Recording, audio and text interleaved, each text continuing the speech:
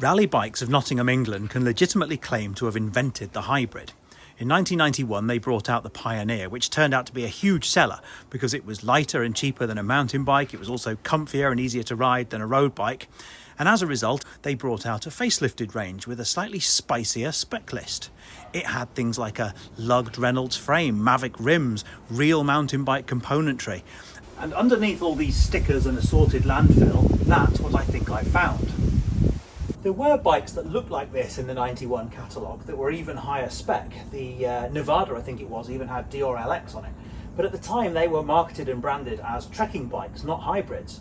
So I think this 1992 Pioneer Trail could legitimately lay claim to being, if not the first, then one of the first ever premium hybrids.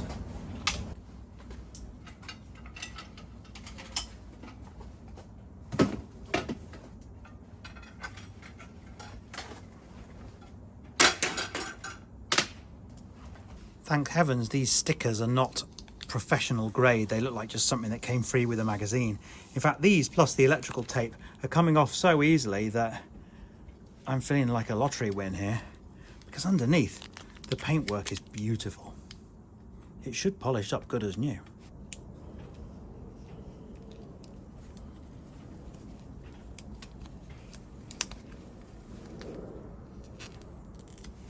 A gentleman neither knows nor cares what's in his bank account, but I'm restoring this for a friend who's anything but a gentleman, so let's talk about money.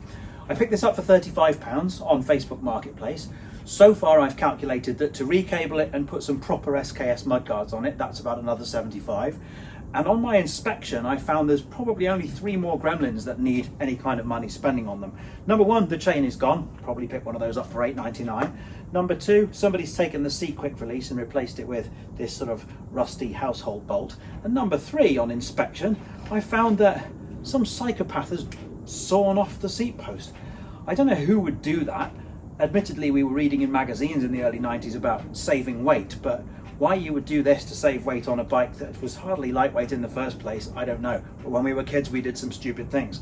Anyway, the good news is I've got another Sakai seat post off the Dynatech that I just finished building, so he gets a freebie. So all in all, I'm not a mathematician. Under £1,000? Regarding that thing I just said about the sticker removal being a lottery win, when am I going to learn to stop running my mouth?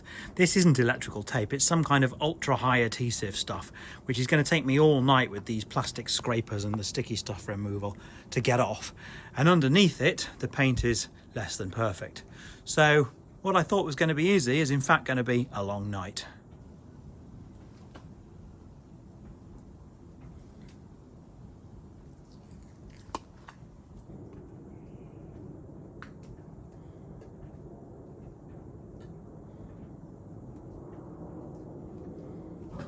These rather tatty cat-eye clips and Mount Christoph straps are undoubtedly catalogue original and premium kit, but they're well and truly ragged, and because this guy that I'm building the bike for is not a rider, he would not thank me for leaving something on that's only going to be hazardous. So into the bin they go.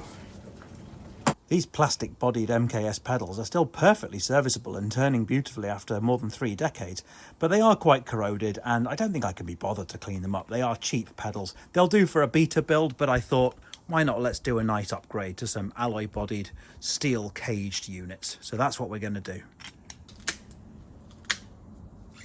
Here's another fun game. This cable housing for the rear brake is absolutely shot to pieces, as you can see. But just to make life spicy, it's internally routed through the top tube. Not quite sure how I'm going to feed the new one through. I guess we'll experiment when it arrives, but for now there's only one thing for it, and that's to snip this one off. Put the upgraded seat post in now, just so that it doesn't fill with water when I'm jetting it off. And also, although this isn't a period correct upgrade, I am going to gift him this rather lovely bronze quick release. I trust the connoisseurs will not condemn me for using a component from slightly later in the 90s. I think, given that we're doing this on a budget, it's entirely legit. Right, now we've got this thing stripped down to a workable base, let's talk about what makes it special. First thing of note, a full Suntour XCT group set, including the brakes, which were actually branded Diacomp, but they still say XCT on them because they are part of the same group set. Diacomp used to make brakes under license for Suntour. The rear mech is being degreased as we speak, but otherwise it's all here. These AccuShift shifters are beautiful. Finishing kit is all Sakai, including the sawn-off seat post. I don't know if you can see the logo in there. No, but I'm wondering if this is actually a Reynolds steel handlebar. Certainly the sticker would suggest so. The Mavic rim is here. I'm such a fan of these French rims on Suntour hubs. However, and this isn't factory spec, somebody has replaced the front wheel. They have, however, replaced it with something of equal high quality. I think this is it's a Maillard, and the rim is an Alisa. Just as good quality as the rear wheel. Mismatched in terms of colour, but in terms of quality, it's great. It needs a little bit of work in the jig, which we will get to. This was not top of the range, by the way. This was part of a range of premium hybrids. There would have been one with Reynolds 531 tubing at the very least. This is 501, but nevertheless you do get this Reynolds steel butted and lugged frame set. So this is definitely a quality piece of kit. Here's a jewel for the nerds, because I know a lot of you are rear mech enthusiasts. This one is well and truly battered, but still functionally perfect. It just needs a good old degrease, so that's what it's going to get this evening. Interestingly, the rear hub is nutted rather than quick release, which is a curious choice for a quality spec, but it's nothing that causes too much of a headache. I still think there's no better cleaning agent for this residue. Let's see how effective it is on this one. Yep, it's working a treat.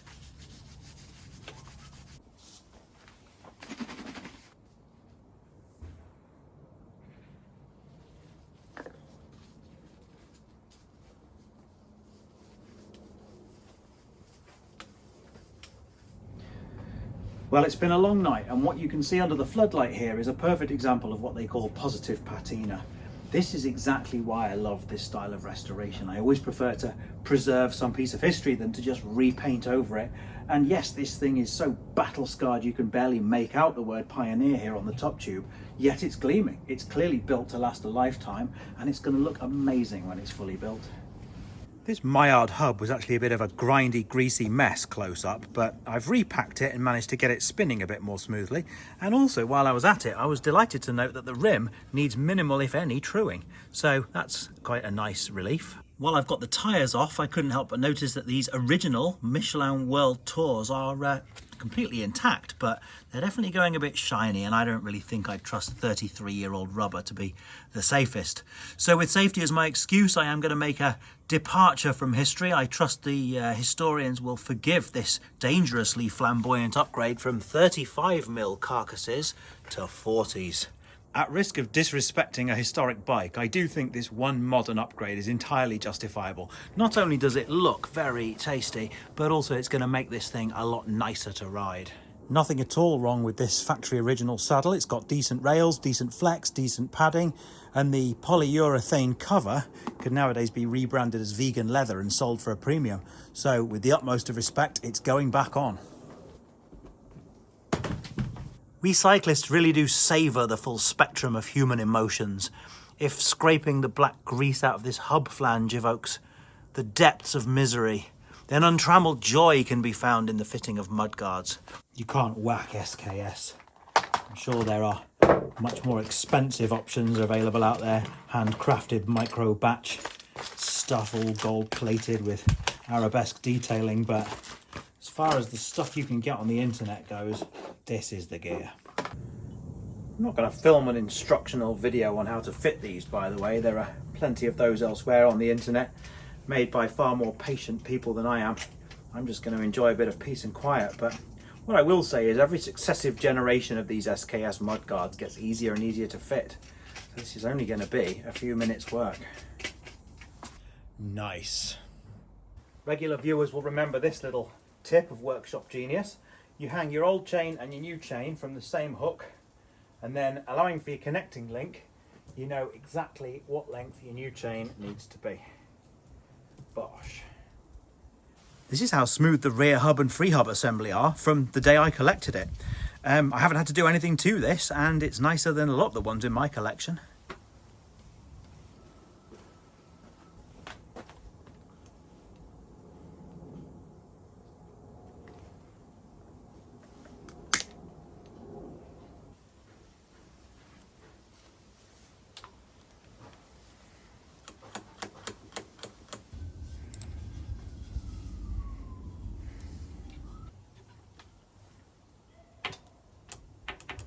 If you were hoping to laugh at me struggling with internal cable routing, then unlucky, because I fed this through and it dropped straight out the other end first go. So, nice bit of luck there.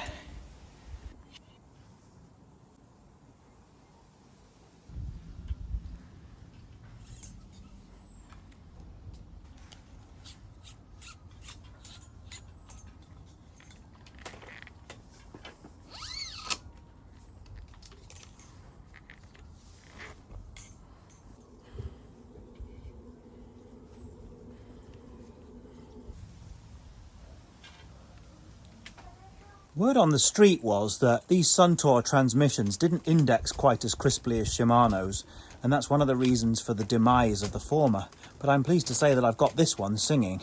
Another curious observation about this transmission is that this XCT chainset has a rounded outer ring, but the middle and inner are ovalized in the Biopace tradition. No idea why they did this, but a very cool piece of 1992. One final flourish, strictly for the platinum level Red Dread viewers. Fred Salmon Racing bar end plugs. If you know, you know.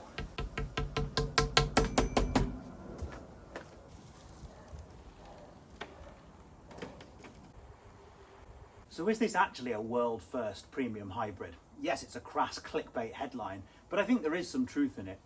And putting aside the historical significance of the bike, what it also is a build that I've done for £170 all in, that is beautiful, solid, fast, versatile, and is going to make its rider very happy. Anyway, thanks for watching this far. Thanks for subscribing, liking, and all the rest of it. Always love reading your comments, and please stay tuned because the next video is going to be the super high-end retro mountain bike smashdown. See you then.